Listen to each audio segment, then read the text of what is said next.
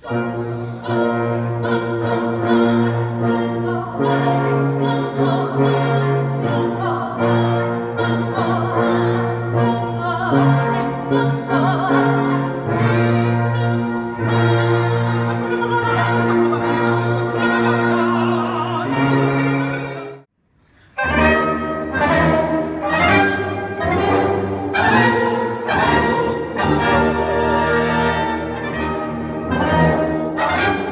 evening, everyone. For those of you who don't know me, my name is Gianni Mariano, and I'm chairman of the board of Artist Proof Studio.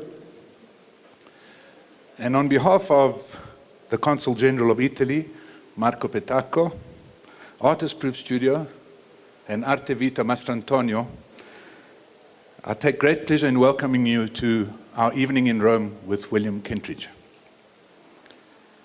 I extend a special welcome to His Excellency, the Italian Ambassador, Pier Giovanni Donnici and Mrs. Donnici, and to the First Councillor, Mietta Gentile. We also extend a special welcome to Linda Given, founder of the Goodman Gallery, to Meg Stevens, who's done work with William in his tapestry work, to Lisa Esses, although I haven't seen her here yet, and the team from the Goodman Gallery, and a special welcome to Jill Crawford. Jill retired this year, having served on the board of Artist Proof since its inception in 1991. Most importantly, a sincere welcome to William Kentridge and his wife Anne. William continues to inspire each and every member of our Artist Proof community to excellence and magic. And we are certain that he will do the same for each one of us here tonight. Just a little about Artist Proof. Artist Proof Studio was founded by Kim Berman and Nhlanhla Ngaba in 1991. It'll soon celebrate 30 years of excellence and personal development of young artists. Our core activity is best explained by our motto, which is excellence through possibility. We do this through a 3-year education program that develops young artists, not just in printmaking, but in skills and disciplines that enable them to achieve personal mastery and sustainable economic independence. And we are proud to say that our alumni include some of South Africa's most prominent young South African artists, including Philemon Hlongwane, Nelson Makamo, Bambo Sibia, Lekhonololo Mashaba, Mongezi Nkapai, Themba Khumalo, Sizwe Khoza, Jan Shikolulu, and that's just to name but a few. They've all come through our program and are fantastic ambassadors for art and South African art in particular. The interesting thing is that our programs are all fully sponsored by patrons, corporate partners, and by collaborators of every kind. And I'm taking the chance to say, take an opportunity and become a patron at Artist Proof, because it's an enriching experience for the artists, but more so for the patrons. Our studio operations include the print shop, where we produce works for professional artists. And here we have produced works for Diane Victor and for Norman Catherine and for artists of that ilk, but most importantly for us, for William. And as William always reminds us, he uses Artist Proof Studio not because it's a fantastic space for young people to develop their talents, but because of its excellence in printmaking. We have a gallery that handles all our sales, and a special projects team which organizes events such as this and curates art shows during the year. Tonight, as I said, we are privileged to bring you an evening in Rome with William Kentridge, and would like to thank each and every one of you, because the purpose of tonight's gathering is to have access to, we're privileged to have William talk to us about his work in Rome, and he does extensive work in Italy, as we will hear just now. But most importantly, all the funds that we raise this evening will be used for the development of young artists in the way that we try to do so in expanding their horizons internationally with trips to Europe, America, internships. So this evening's funds will sponsor 2 artists to spend a month of internship in Florence, at the Rosenclair Gallery, and I think that'll be an amazing experience for these two young artists. We are also planning later in the year to have a trip to Reggio Emilia for two other artists, and we're hoping that that will develop into a yearly internship and exchange with the people of Reggio Emilia. Also, for those of you who do not know, William editioned a special edition for this evening of 2 works, and we have 10 of each for sale here tonight. And the funds from those sales will go to our Education Bursary Fund. And although Kim will be doing the official thanks just now, later, I think it's only right that on behalf of the board and everyone at the studio, I thank William for this. It is amazing the funding that we get through William and his efforts that enables us to send his kids, get them through the education and also send them overseas.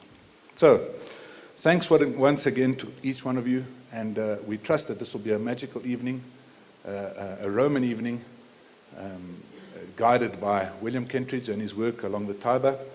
And it gives me great pleasure to call on our ambassador, His Excellency Pier Giovanni Donnici, to address you. Thank you.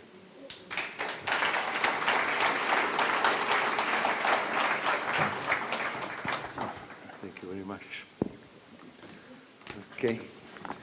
I will try to manage my difficult relationship with the microphone.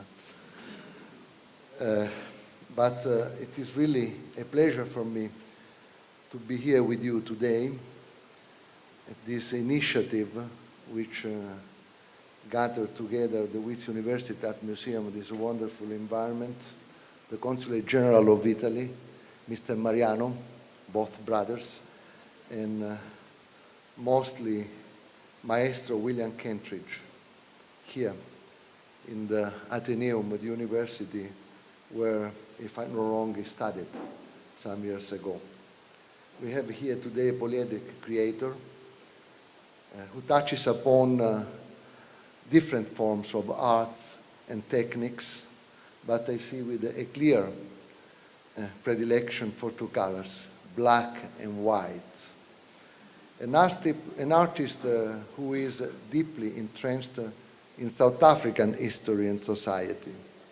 A person whose art reflected the struggle and the walk towards a new society, a new nation here in South Africa, with the obvious positive consequences all over the world. Yet I must say that together with his deep roots in South Africa, Maestro William Kentridge has a special relationship with one more country as well, and that is Italy, of course. Perhaps it is because of our Renaissance painters, perhaps because of our monumental cities, or perhaps because of the seduction of our music, melody and harmony blended together in Baroque and melodrama compositions. The works of Maestro Kentridge enrich Naples Metro, which is an underground living museum of contemporary art. They call it in Naples the Art Metro, and Neapolitans are very proud and jealous of this unique space. The fact that masterpieces of Maestro Kentridge are hosted in that space talks a lot. One more thing, in Naples, at the entrance of the metro station in Via Toledo is the famous standing Nalt statue, which is nowadays one of the symbols of this wonderful city, which has many other symbols. So I think the idea that being among these symbols is really an historic recognition for Maestro Kentridge.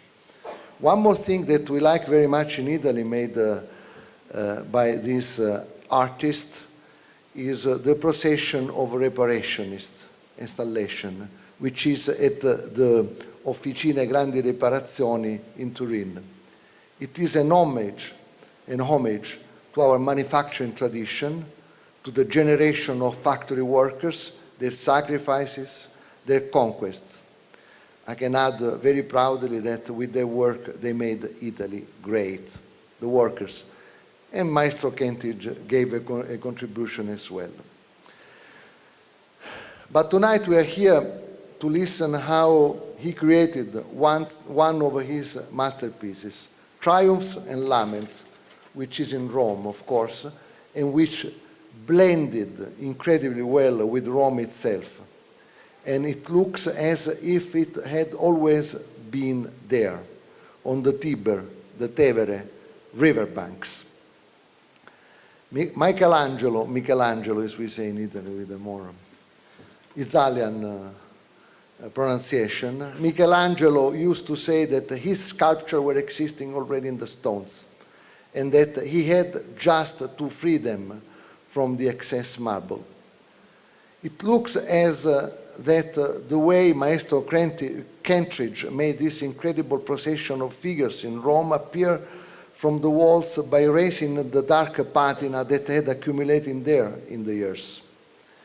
And just as they appeared for the express wish of the artist, they are set to fade with the time, until they will vanish one day with time. And this is, of course, another reason to go and visit Rome as soon as possible. The procession itself expresses an idea of a continuous movement, of instability and temporariness of all human things, which come and which go. Still, after they disappear, certain things, certain people leave a deep, perennial, if immaterial mark. And this is what the figures painted by Maestro Kentridge on the river bank did and will do. And this is what Maestro Kentridge has done to Rome and will do to Rome. This artwork was inaugurated 2 years ago on April 21. It was, I think, the 2769th birthday of Rome, the perennial city, a valuable gift for which we are grateful to Maestro Kentridge. It narrates its history of glory and dust, of myths and humans, as a kind of modern Trajan column unfolded by Maestro Kentridge on the Tiber banks. I don't want to take too much time because we are waiting for Lectio Magistralis by the Maestro, but I think I have to take 1 minute more because I'm glad to announce today that the Embassy of Italy has officially and formally proposed to His Excellency the President of the Italian Republic to assign to William Kentridge a decoration of the Order of the Merit of the Italian Republic.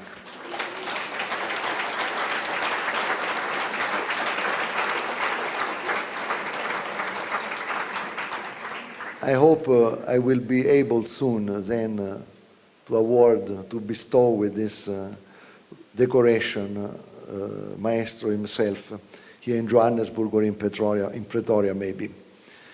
I can also tell you that I've just received the news that the Maestro will be awarded within a few weeks, the 2018 Antonio Feltrinelli International Prize for Plastic Arts.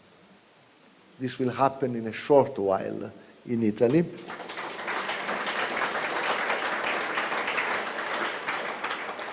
And this prize is the highest Italian artistic and cultural recognition. So this means 2 this year. Okay, I think I've done my duty. It's time to leave to you, Maestro, the floor. And thank you very much also to the Mariano brothers for all the impetus they put on this occasion. Thank you very much. Thank you. I'd now like to call on Professor Kim Berman, who's the founder of Artist Proof Studio, to give a short introduction to William's lecture. Thank you, Kim. very short. You didn't need my title, but thank you It's anyway. okay. So I wasn't going to do an introduction, but Gianni said that protocol observed, I must do an introduction. And it's a bit of a daunting task to introduce a person who has such a gigantic influence in the world. And I'm not sure if I can even do a small slice of his biography justice. So William's status and stature is unprecedented. He's made his way into a kind of international cultural consciousness. We know that his work can be seen in every museum around the world, and he's produced many operas, including The Flute, The Nose, more recently Wojciech, which has already premiered for the Salzburg Festival. And his forthcoming projects include The Head and the Load, which is a large production to be seen at the Park Avenue Armory in New York and the Tate Turbine Hall in London this year. And tonight we'll be privileged to hear about his ambitious public art project in Rome, Triumphs and Laments. And in footnotes for the Panther, Conversations between William Kentridge and Dennis Herson, Herson writes in his introduction, quote, "The more we engaged in these conversations, framed as they were by the intention to record and make something of them, the more we were not so much talking about the creative process as participating in it." And the line from the poem by Rainer Maria Rilke that Herson and Kentridge engage with describes a panther circling in a small cage, quote, "like a dance of strength around a middle, where a mighty will was put to sleep."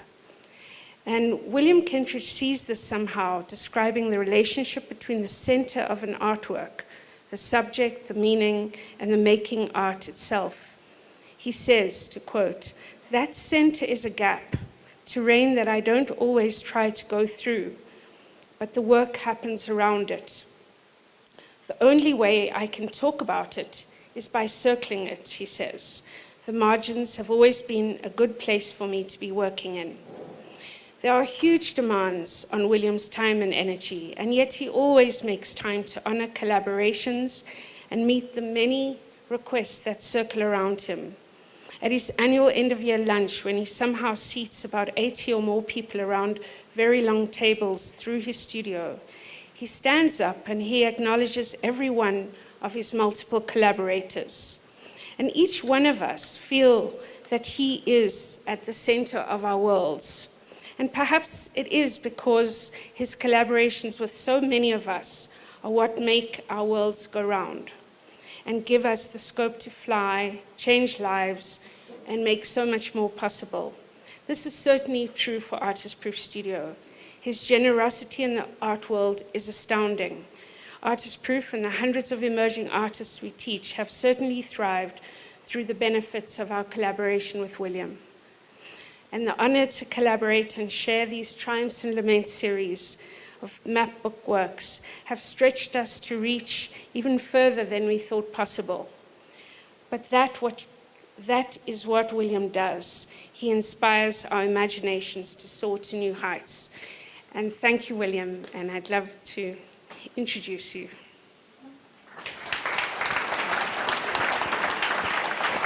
Thanks.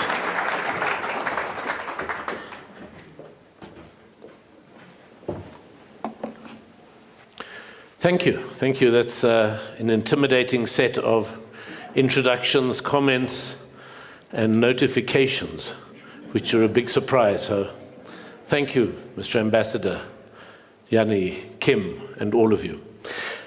We're going to be talking specifically about the project Triumphs and Laments, a project that was done on the banks of the Tiber River 2.5 years ago. And I'm going to take you in some detail through the process of making it, but just to give you a sense of the site on which it was done. I wonder if we could switch the side lights off, because I know they're in some people's eyes. Okay. Good. Thank you.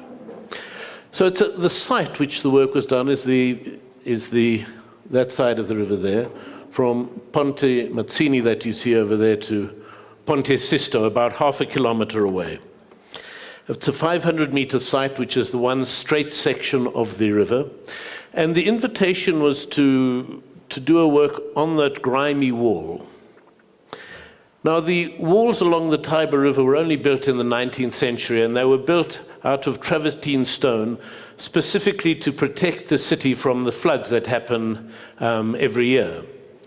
To do the actual paint, to do the mural, to do the washing of the wall, to make the figures, we had to wait, in fact, from the water level to drop below the pavement so we could drive vehicles onto the pavement to do the work. Before the walls were built in the late 19th century, sections of Rome would flood every year as the river would come down in spate after melting snow at the end of winter. Now, the walls are very, as you can see, are this dark color. And that's a result partly of pollution, but mainly, in fact, because of a very small biological growth, that something that grows on it and turns the white stone into this dark gray. These are other views of the site before the work was done,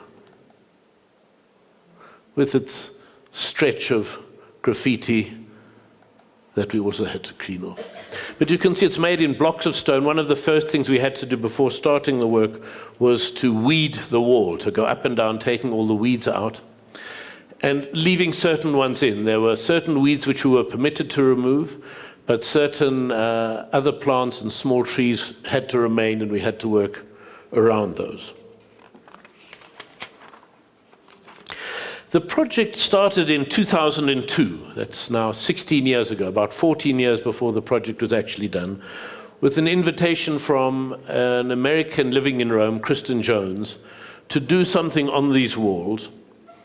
And she'd had this idea that this section of Rome should be a stage for contemporary art, and she'd done some work herself of washing images into the wall.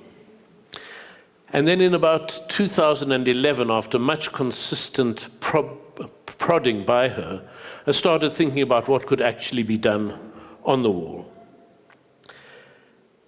And I started thinking about the extent of this wall, the fact that it's 10 meters high but 500 meters long, so it's 50 to 1. It's a narrow strip of wall. And thinking of Trajan's column. That's the wall at night.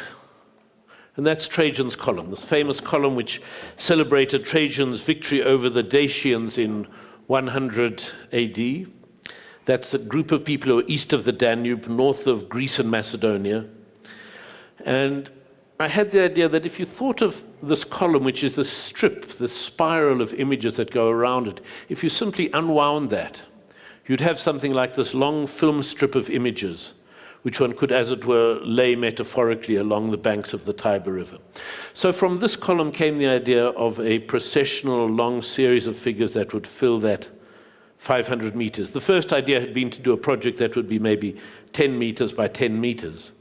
And the idea of stretching it out was one of the starts of the project.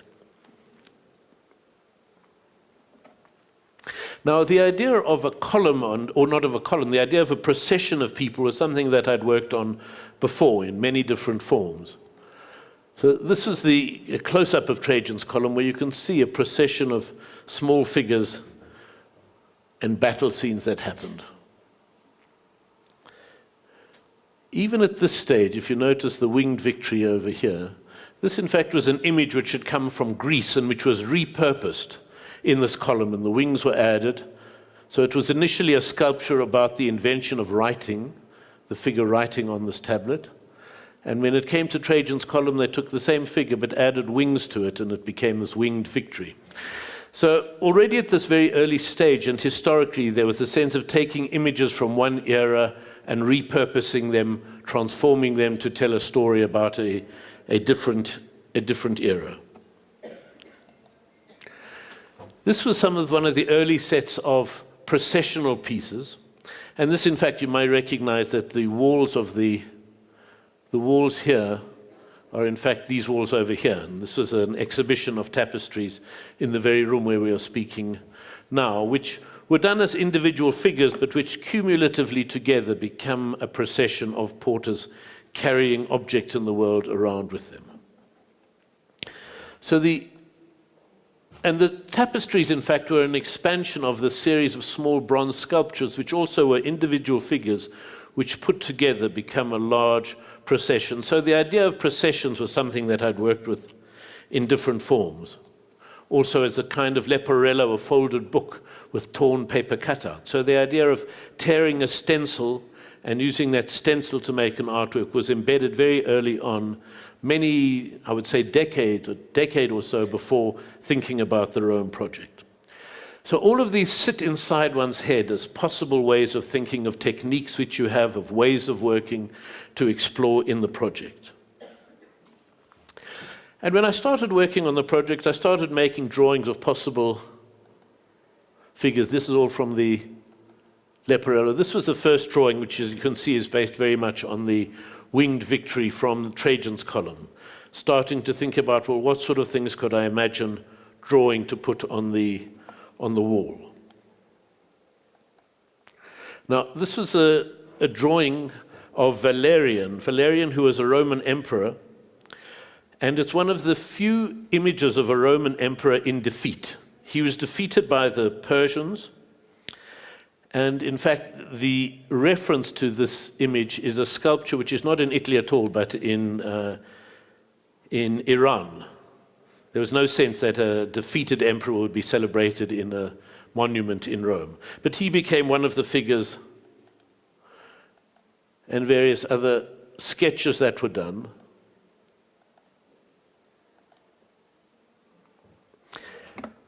And then came the question, all right, these had to be done as stencils. The way the project would work would be by washing away everything that was not the image. As the ambassador described, Michelangelo cutting away everything in the marble that was not the figure and leaving the figure. These images would be made by washing the wall and leaving the dirt where one wanted the figure to be. So one would wash all around here, you'd wash the inside of the shield, you'd wash those tiny sections in the wings and these lines here. And what you would be left with was all the dark parts, which is the dirt still on the wall. And then there was a question of how much detail could you leave in it. In other words, if these had to be cut into stencils which would be 10 meters high and which had to be washed with a hose, they couldn't be a charcoal drawing. You had to do the transition from a charcoal drawing with all its ambiguity into a stencil in which everything is either a yes or a no, a black or a white, a line that could be cut. But then I was kind of stuck. I had these first few images, but didn't know what on earth the piece would be about, where they would go, what the reason would be to select one figure or another. I had the one or couple of figures from Trajan's column, but that was not really enough. These were the ink drawings based on the charcoal drawings, and a drawing of the she-wolf with Romulus and Remus. Now, this is an interesting one because it's the familiar image one has of Rome, the she-wolf together with the little figures of Romulus and Remus, but even that is already a construction because the sculpture of the she-wolf is a Byzantine sculpture, or no, I think it may be an earlier one, and the two boys were added much later, and the combination became the symbol of Rome. So the idea of bastardy, of combination, of collage, of taking things from one era to another is already there in what one thinks of as solid historical monuments. But then I started thinking and doing some research, so well, what would the work actually be on the Rhone? What is the part of the Tiber River? What is my connection to it? And the work really started out of a sense of my own stupidity. I knew on the one hand, as we all do, of the glories of Rome, of the Basilica of St. Peter's, on the Trastevere, on the far side of the river. And I was also aware of, much later, when I was maybe in my 20s, of the existence of the ghetto, the enclosed section for Jews on the main side of the river, maybe a kilometer down the river from St. Peter's. And I'd never thought of them as a connection. And I suppose it was the gap in my knowledge about understanding the logic of those, St. Peter's and the ghetto, and my own stupidity of this. I'd always assumed the ghetto was a project of the Middle Ages, of the Dark Ages, and that when modernism and the Renaissance reached Rome, there was a kind of an enlightened spirit. And what I hadn't realized was that, in fact, there were projects that went together, that the establishment of the ghetto and the growth of St. Peter's Cathedral happened at the same time. I mean, what had I known of Rome? All the things that one knows, the great cathedrals, the glories of the Baroque, going there as a 6-year-old with my family for the first time in Italy and putting my hand with much trepidation into the Bocca della Verità. This is a large sculpture with an open mouth, and the myth is that if you put your hand into it and you've ever told a lie, your hand will be bitten off. So as a 6-year-old, this takes considerable bravado. Well, you're caught between bravado, knowing you have told a lie and maybe you'll lose it, and not wanting to admit that you've ever told a lie. But also the great sculpture of St. Moses and St. Pietro in Vincoli. These are kind of things that as a 6-year-old and then an 11-year-old and then a 15-year-old when I went to Rome starts sitting inside one's head as what a city can look like that is not Johannesburg. When I think I was 11, my grandfather gave me a book of illustrations of Michelangelo's Last Judgment. So there were long, strong connections back to the city. And the ghetto became known much, much later, 10 years after this, I didn't even know of its existence. And the shock, and the starting shock of the project was the realization that, in fact, the ghetto was a project of modernity. And so the ghetto stands in for a gap in one's memory and knowledge.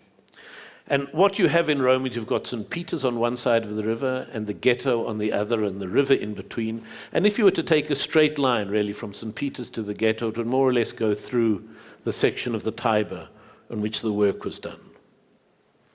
Now, just to remind you, the ghetto was built in 1555, and when that was built, a wall was built around that section of Rome where Jews had lived for many centuries. And there was a curfew, and there were various forms of ritual humiliation, restrictions of occupations of what Jews could do. The chief rabbi, had to go every year to the city council at the Campidoglio and get a ritual kick in the backside to show that they still had permission to live here. And then on the other side, you have St. Peter's, which is started by Bramante in 1506, and Michelangelo kind of works on it and finishes it in 1626.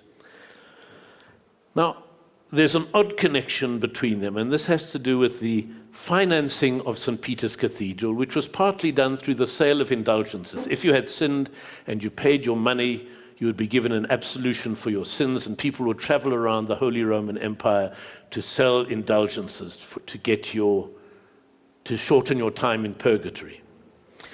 And as we remember, Luther's great opposition to the Catholic Church, and on his theses which he put up in his, as it was called, the Disputation of Martin Luther on the Power and Efficacy of Indulgences, which he nailed to the door of the Castle Church in Wittenberg, the 95 Theses, as they called in 1517, a lot had to do with the sale of indulgences. And why should German peasants be paying for this folly, this encundler of Rome, as he would have described it, this gigantic, unnecessarily gigantic church, which they'd done by destroying a very beautiful, much older church that already existed.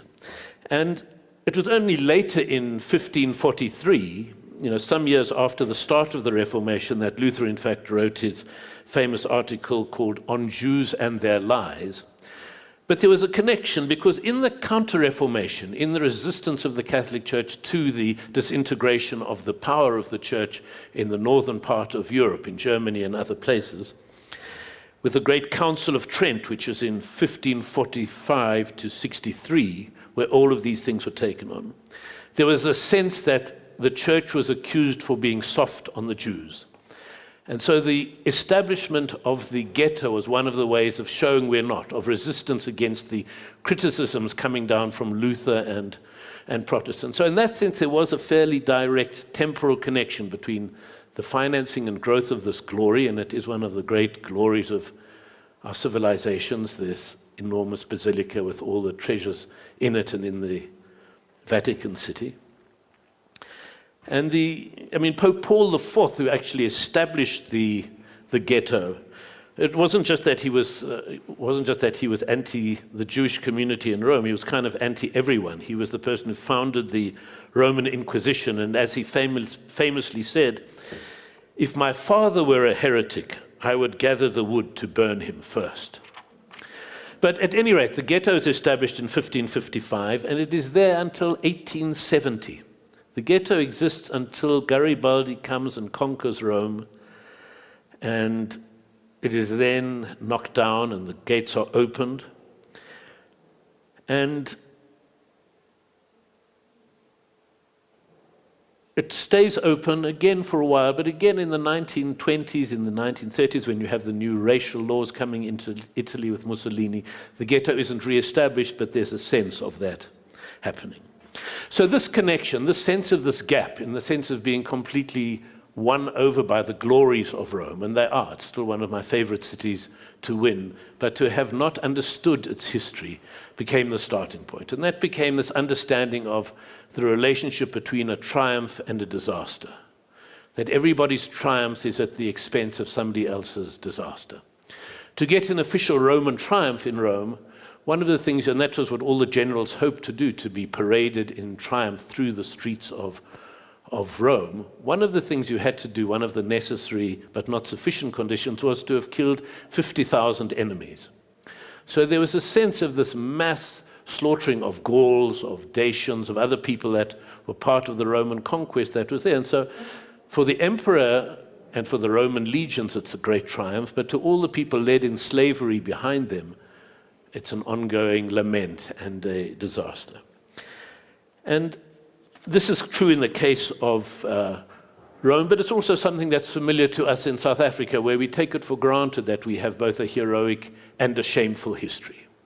And what the piece was doing was trying to say, let us play with the fact of this, the disasters and the laments being completely intertwined with the things that we celebrate. And once I'd understood this became the start of the project, and then it became a question of collecting images of triumphs and images of lament, and following through this imbrication of history. And Rome is a particularly rich city to do this in, because there is so much public art. There are so many statues, reliefs, classical ruins, that the work is all there. In a way, it's been done for you, and it's a gathering, a collage of these fragments and putting them together that became the project. So there were images. This is based on a Mantegna painting of the quadruple triumph of Caesar, which was a triumph in 46 AD, of triumph over Gaul, over Egypt, over Pharnaces of Pontus, and after King Juba of Numidia. So these were Caesar's things, and these were paintings done by Mantegna that became drawings and became figures, and that was based on a bust of Cicero. This is Pope Gregory VII, who was expelled from Rome, and that's from a medieval manuscript. This is the death of another pope, also based on a medieval manuscript. Of course, there have been so many popes and so many images of them that one could do the whole procession as a series of different popes. And so what was established very quickly was a research team in Rome, led by historian Lila Yorn, sending me a huge number of images, constructing a timeline of triumphs and a timeline of laments, and images that was photographs of sculptures from medieval manuscripts, from more recent paintings. And the question always was, could something be translated into a stencil? And did it have a possibility of a sideways movement? And so this became one of the, as it were, the formal constraints on images that were used. And over the next year or so, many hundreds of images were collated, and there were many students that worked with her, and they built a huge website of these different images. And then there's a question of editing, which figures made sense, which were interesting to draw, which would be recognizable to people in Rome. What was the balance between an image being recognizable to everyone in Rome, like the she-wolf with Romulus and Remus, and others like that, in which the specific image would not be recognized, unless you were a medieval historian, but the kind of medieval imagery would be understood, even if the identity of the specific pope would not be known. This is an image of the carnival in which a Jew would be rolled in a barrel as part of the events, and other images from it. So this was saying part of it will be about the ghetto. That's one element of it. This is also one of the great triumphs. This is the riches of the temple in Jerusalem coming to Rome in AD 70. And so that's, in Roman terms, a triumph. It's carved into the ark, the triumphal arch. But even today, there's still a suspicion and a view that Jewish tourists should not walk under that arch because it celebrates this destruction of the temple. The Arch of Titus that was built. And then images of Jews awaiting deportation in 1940. But that was just one element. There are many other groups. There's an element that had to do with the fragmentation of history. So this is the winged victory that we'd seen from the first drawings. And then the victory itself disintegrating and collapsing. So the disintegration is also, in a way, a description of what happens over time. Many of the great monuments from classical Roman periods have, through vandals, through pollution, through the erosion of time, become fragmented in themselves. So the idea that an image could be whole or fragmented became part of the language. These were Italian partisans, also in the 1940s, about to be shot.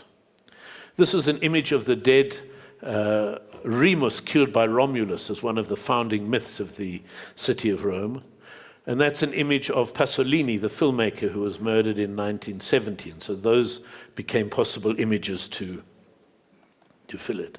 This is an image of which there is the etching downstairs, which is an image, in fact, not of refugees, but of people escaping the flood in Rome in 1934 when the Tiber flooded. But of course, the echoes to people moving through the world with their world on their back is still there. This is a mixture between a 2015 photograph of migrants and refugees on a boat in the Mediterranean going towards Italy and a Roman galley. So the sense of taking elements like the winged victory of a Greek and transforming it becomes part of the language of the pieces. That was the deposition of a pope. And again, how many popes could come in? And in the end, I think there are 4 popes, 3 or 4 popes that are in the procession. And then there are images that I love. This is a Masaccio painting of the upside-down crucifixion of St. Peter, which is there because it's one of my personal favorite paintings. It's such a gorgeous painting. And here I allowed things that for me were triumphs, things that had struck me from childhood or later on as great things in Rome. So the La Dolce Vita, the 2 figures from La Dolce Vita in the Trevi Fountain. Now, the Trevi Fountain is much too complicated to draw and cut a stencil, so they were put into a bath. And then when I was in Rome making the piece, I suddenly realized outside the Palazzo Farnese, there are 2 huge fountains which are made in granite, and they are granite baths. So they had a ride. This is the wonderful Marcus Aurelius statue at the top of the Campidoglio. That's one of the few Roman bronze statues that was left, and that was left only because it was assumed that that was Emperor Augustine, in other words, a Christian, and so they allowed him statue to stay. All the pagan equestrian statues were melted down and destroyed. And this is a whole series. There are many different horses. This is Garibaldi on his horse.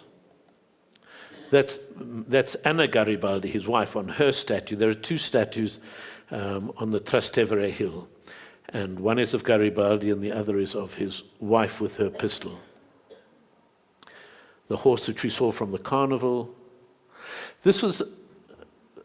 We needed to have some reference to Mussolini. And the extraordinary thing about this, it's based on a fresco which still exists in Naples. It's still there in Naples in an old, it's like Nazareth. It was going to be an exhibition center for the Mediterranean Sea.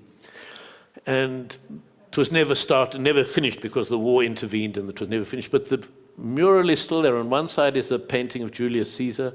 On the other is a fresco of Mussolini. And the bullet holes are there in the wall, either left by departing German soldiers or by partisans. But the holes are still in the wall, and the painting is still there. So, and this is Vittorio Emanuele on his horse. Now, for all equestrian statues and all paintings of people on equestrians, you can't get a horse to stand still for 2 hours while it is painted. So you would always have some version of that you would sit on, whether you were Vittorio Emanuele or Garibaldi or the model standing in for them on this horse for your painting to be done. So the ridiculousness of it is in fact a kind of naturalism. And then there were horses that disintegrated further. This disintegrating pony, in fact, is of a drunk horse on a sarcophagus of the Triumph of Bacchus. But it stood in here for a horse collapsing from the weight of the Triumph. And then the translation of the charcoal drawings again into ink drawings. The wolf becoming a skeleton, Cicero's statue, the plague in the Middle Ages, Mussolini, and the shift between the charcoal drawing of Pasolini and the stencil. And then came the question of putting them together. So across the 500 meters, there are approximately 90 figures that make their way along the 500 meters. And this, to go through them quickly, is as small drawings. These are drawings about this high, which show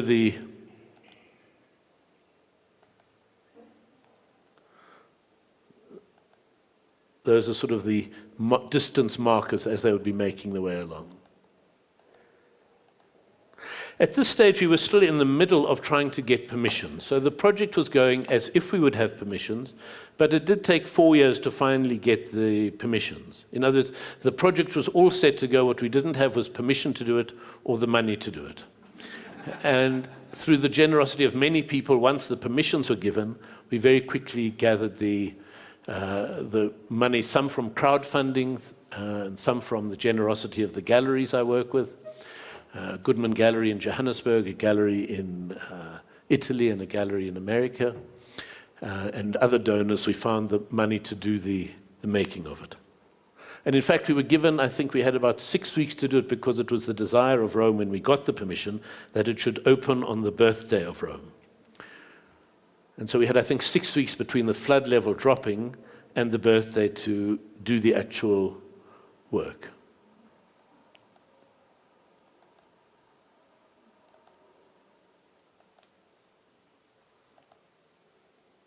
So the translation, so the starts off with the charcoal drawing, and the charcoal drawing becomes an ink drawing again, so that the indeterminacy of the charcoal can become the clarity of the black or white, so you can cut this as a stencil. And then that gets scanned and turned into a vector diagram, so it gets translated and traced and put into a computer program. And then that's sent by email to a factory in Rome.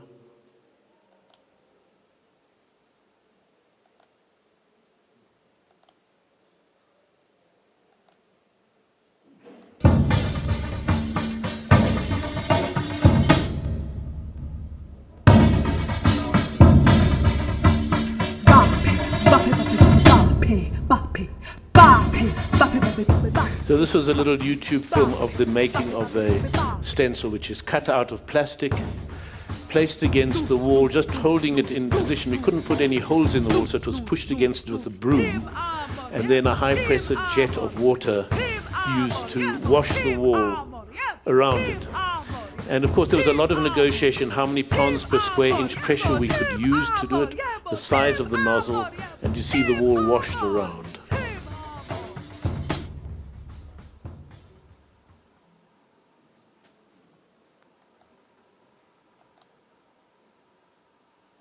And again, a time lapse of washing and out the next figure. So we had a very efficient team. The engineering was worked out by the studio in Johannesburg, and there were a team of people in Rome with these cherry pickers and pressure nozzles. So it, in fact, was just the water from the river that was pumped up and heated up and then sprayed as steam. So the walls will stay clean, or they'll stay cleaner for a few years, and then the grime will match the darkness of the images, and the wall will swallow the images.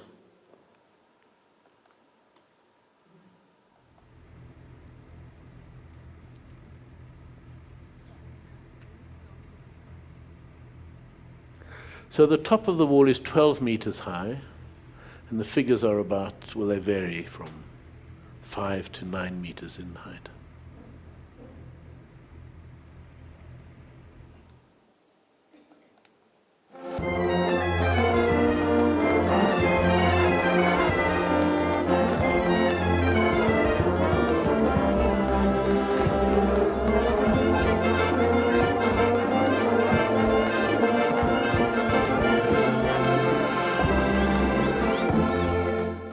Now, these are images from a project called More Sweetly Play the Dance, which was done as a video projection. It exists only as a film like this, but in which we were experimenting with cut-out heads using the similar kind of stencils that were used in the Roman project, with people carrying them, because one of the desires in Rome was to do an event to mark the opening of the frieze.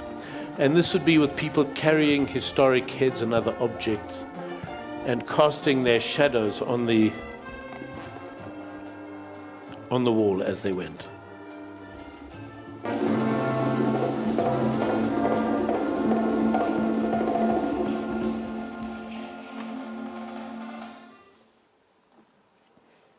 And that became a separate piece. It was there as partly thinking about what would happen in Rome, but it became an independent piece by itself. And it was shown in different places. Here it was shown in Germany on a huge wall made out of salt, the salt works, where the procession happened. So this was again working at a scale, not quite the scale of Rome, but certainly something maybe 120 meters long, getting ready for the piece that would be 500 meters long. And this was the piece, the smaller piece, More Sweetly Play the Dance, which is only about 40 meters long, with 8 projections going through it. But again, playing again with the idea of figures, how simple can a figure be? How much detail do you need to recognize what you are seeing?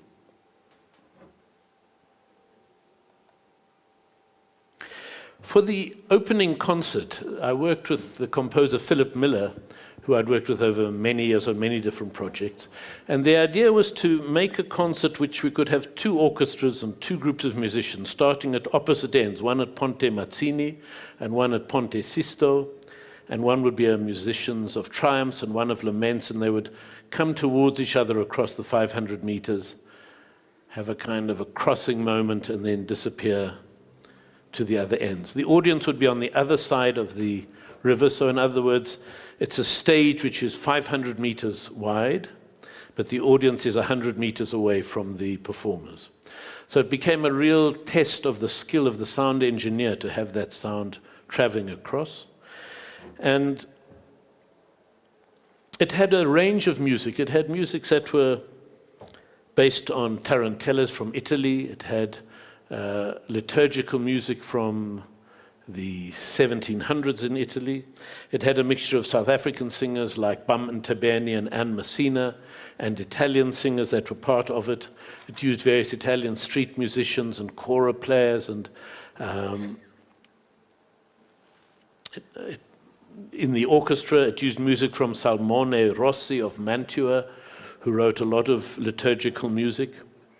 And it's largely based on one particular hymn, which is based on Psalm 137. And the images that I'll show now are ones of the preparation for the concert and then the concert itself. This is still a More Sweetly Play the Dance. And these were the heads. These are some of the heads. So the heads that were carried were done as ink drawings and then simply cut out of cardboard.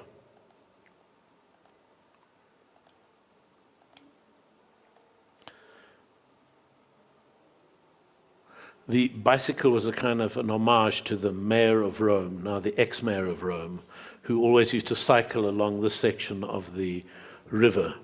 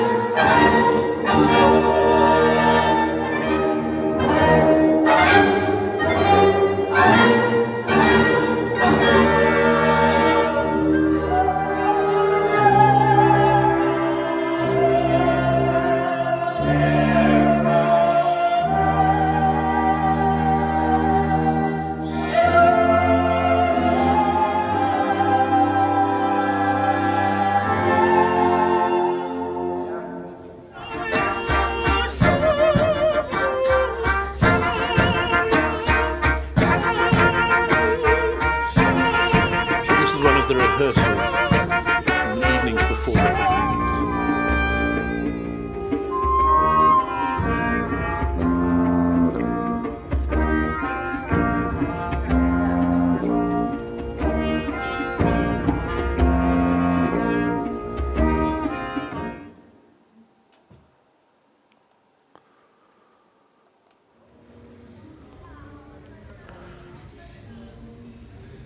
So we had, I think, 5 days. We suddenly realized we were going to have this 120 volunteers, and we needed to find something to wear, them to wear. So I called the costume designer that I work with a lot in the opera and said, come to Rome for a week, and we've got 120 people. We have to costume with no budget at all, so we could just use very simple plastic, cardboard, with the advantage they would only be seen from 100 meters away.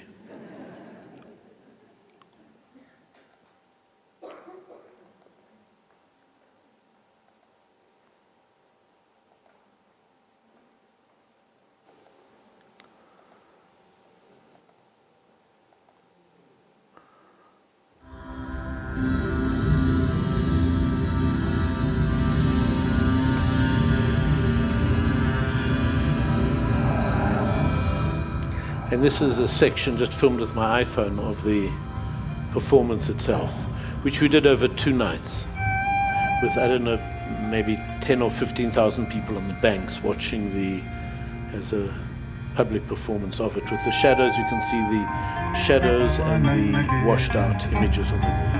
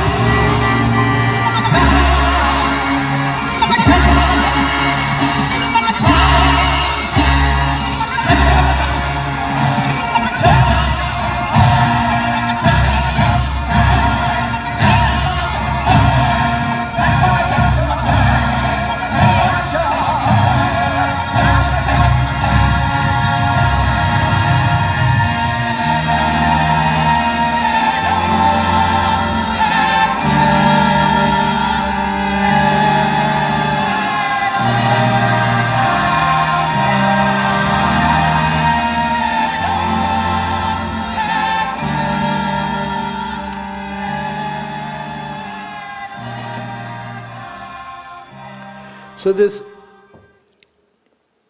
was a kind of bastardy of music, of different musical traditions coming together and saying, let's make something out of it. But also of images from different eras, different things put together, trying to say, what is the way one can try to do honor to a history, to show the glorious things, to show its strange connection to other parts of the world, as a way of understanding our own history rather than only thinking about Roman history. It was important that the project was ephemeral. In other words, this is one history. This is one particular choice of images in 5 years. When I did the project, I thought 7 or 8 years. Now I think 4 or 5 years, the images will substantively have been swallowed by the darkness of the wall and then will disappear. And it does have to do with the nature of history itself, the sense of memory failing, of heroes disappearing, like the line in Ozymandias, look on my works, ye mighty, and despair. And the phrase we always remember, this too shall pass, both the laments and the triumphs. The project is now 2.5 years old. It's fading away. Some parts are being covered by graffiti. Sometimes the city government cleans the graffiti and the work stays there. But between graffiti and the natural process of time, it will fade away. The remains of it remain partly in the prints that we've done with Kim, which are downstairs, and prints done with Jill Ross at the David Print Studio, and obviously in the records and photographs, but hopefully also in a kind of a memory of, oh yes, I remember there were once these images on this wall of people in Rome itself. Thank you very much.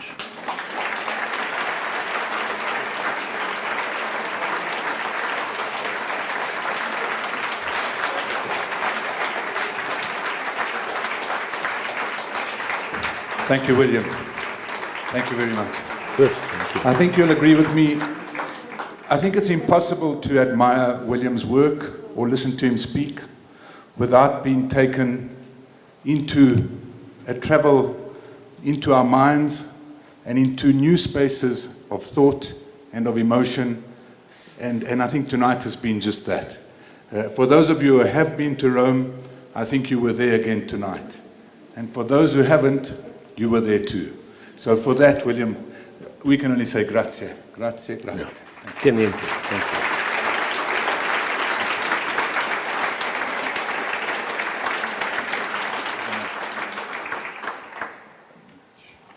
Okay, I'll leave it. Excuse me for a second.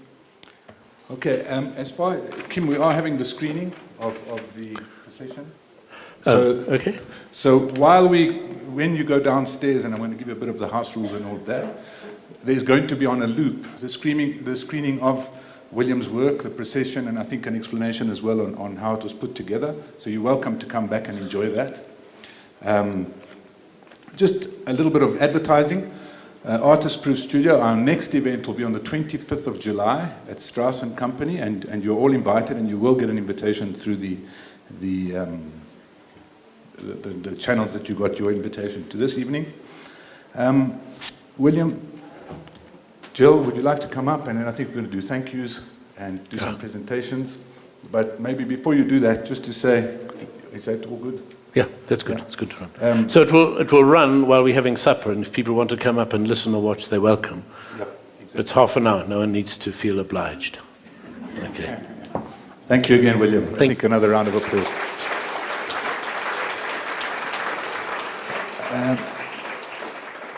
So just an evening in Rome could not be complete without good food and wine.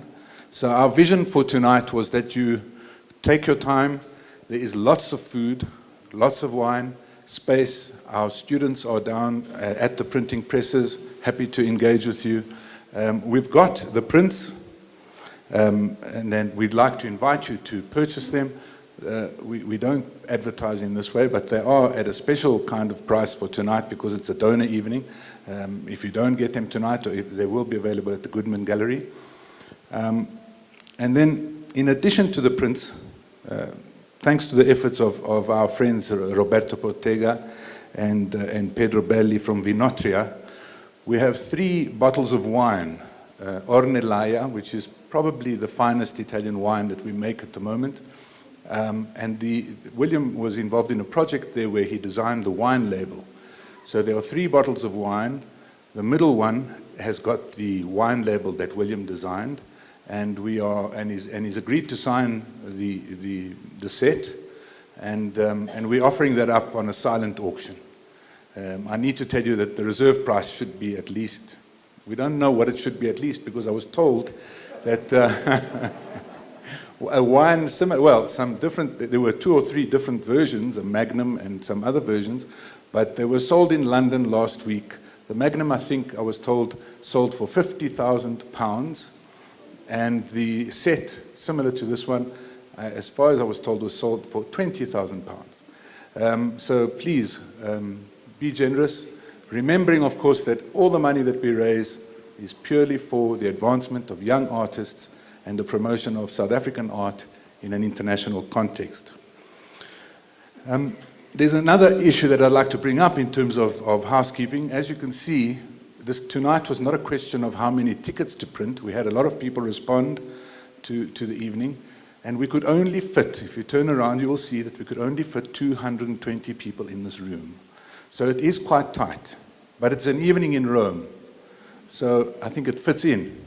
So when in Rome, you just got to behave like a Roman. Eat, drink, be merry, linger, interact, and enjoy the evening. And you will be hearing from us. If you'd like to get involved in our patron program, please feel free. It's not intimidating, it's not very expensive, and it's very enriching. And we'd like to officially welcome you to our Artist Proof family, our Artevita Mastrantonio family, and again, on behalf of the Consul General in Johannesburg, we will be having a number of these talks and events such as this, and you're most welcome to come, and we look forward to seeing you there. I'd now like to call Kim Berman again, if she would come up and do the votes of thanks, and she has some presentations to make. And Natia and Shannon, if you'd like to come up as well, that would be great. Natia and Shannon are part of our management team at the studio, at the back there. If you can hear me, please come up, not just waving, come along. Thank you. Kim, by the way, show and tell, this is what the wine looks like. I don't know if you can see it from down there, but it's really fantastic. Thank you. Thank you. So when I heard William give this lecture 2 years ago at the Great Park Synagogue, we started speaking about doing a public lecture and a print exchange, or an exchange with students in Italy. And friends of William and mine, Rose Shakinovsky and Claire Gavronsky, offer summer school programs in Florence. We said how wonderful it would be to be able to send 2 young Artist Proofs graduates to Florence to work as an artist in residence. And that was a dream 2 years ago, and it's happened today. And I think this is what we want to announce. But before we do, I have the honor of thanking everybody. Thank William for your generosity and an absolutely inspiring lecture. William's team, thank you all for being here. Anne, Linda, Natalie, Taryn, I think they make the impossible possible. Thanks, a big thank you to WAM and the team here, Les, Fiona, Julia, for hosting us. It's the most magnificent space to have this event. The ambassador, the consul general, and then Gianni's partners, Chiro's Coffee, the Venotria for the gift of wines, and a big thank you, Gianni, to Mastrantonio for hosting this dinner. I think a big feast is in store for us. I think there is so much food, and to Susan and Paolo and Gianni, thank you for always being there, and an amazing chair of our board. I think, yeah.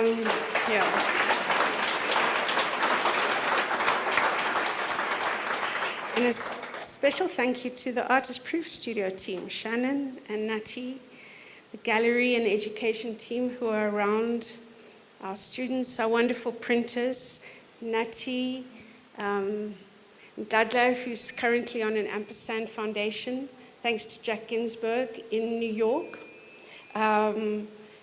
experiencing New York, but Ponso, Sikasana, and their group of assistants, paper makers. All the paper printed for these prints are handmade in our paper mill by Dumi and Bukang.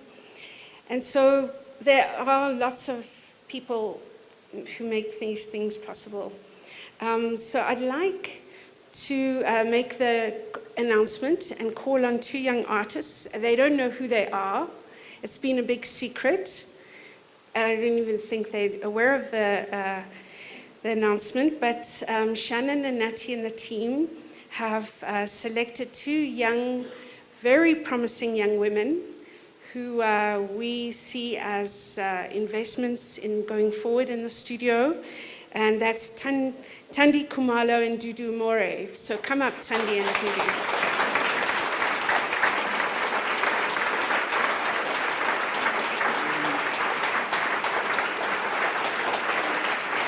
And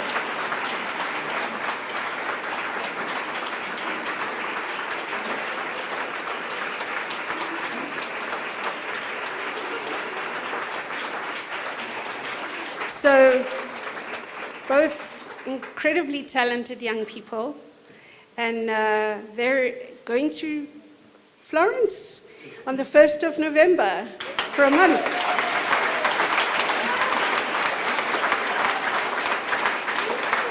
And they have a most magnificent program of mentorship by Rose and Claire, visits to Rome, to Venice, drawing, a studio space, visits to galleries. So I think it'll be an amazing opportunity. So we are thankful to all of you for buying your ticket, for being here to enable this thing to happen. And so, well done.